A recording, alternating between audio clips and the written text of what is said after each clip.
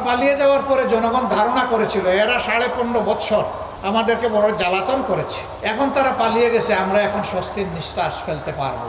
কিন্তু না, তারা পালিয়ে গিয়েও দেশকে অস্থির করার জন্য মাঝে মধ্যেই উস্কানিমূলক কর্মকাণ্ড করে থাকে। সেই রকমই একটা উস্কানি 2-1 দিন আগে তারা দিয়েছিলেন। এদেশের মানুষের হাজার হাজার মানুষ যারা খুন হলো, গুম হলো, যারা রক্তাক্ত হয়ে পঙ্গু হয়ে এখন হাসপাতালের বেডে কাতরাচ্ছে, সেই সময় আপনারা আবার উস্কানি দেন। এইটা কি বাংলাদেশের মতিপাগল মানুষ সহ্য করবে? সুতরাং উস্কানির কারণে যত পরিবেশ সৃষ্টি হবে তার সমুদয় দায় উস্কানিদাতাদেরকেই নিতে হবে। এখন আমরা কি করতে চাই?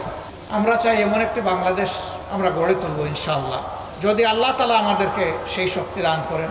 যদি দেশের মানুষের ভালোবাসা এবং সমর্থনে আমরা এই দেশের মানুষের খেদমত করার, সেবা করার সুযোগ পাই, তাহলে সর্বপ্রথম আমরা হাত দেব শিক্ষা ব্যবস্থায়।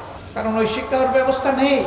আবার যারা একটু শিক্ষিত হয়েছেন তাদের ক্ষেত্রে নৈতিক মূল্যবোধের অভাব থাকার কারণে তারা জাতির পকেটে আস্তে করে হাত ঢুকিয়ে দেয় এবং পকেট খালি করে, পকেট লুণ্ঠন করে, ব্যাংক ডাকাতি করে সমস্ত অর্থ তাদের কূটপুত্রের জোরে বিদেশে তারা পাচার করে দেয়। 15.5 বছরে দেশ থেকে বিদেশে 26 লক্ষ কোটি টাকা পাচার করা হয়েছে।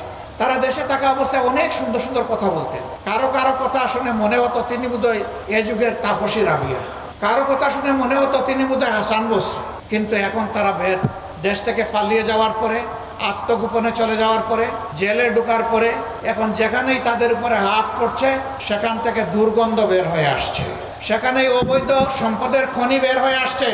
সরকারের কাছে আমাদের স্পষ্ট দাবি, এরা যত টাকা জনগণের চুরি করে দেশে কিংবা বিদেশে জমা করেছে, পাচার করেছে, সবগুলো উদ্ধার করে রাষ্ট্রীয় কোষাগারে ফেরত আনতে হবে এবং সেই টাকা দিয়ে জনগণের সুষম উন্নয়ন করতে হবে।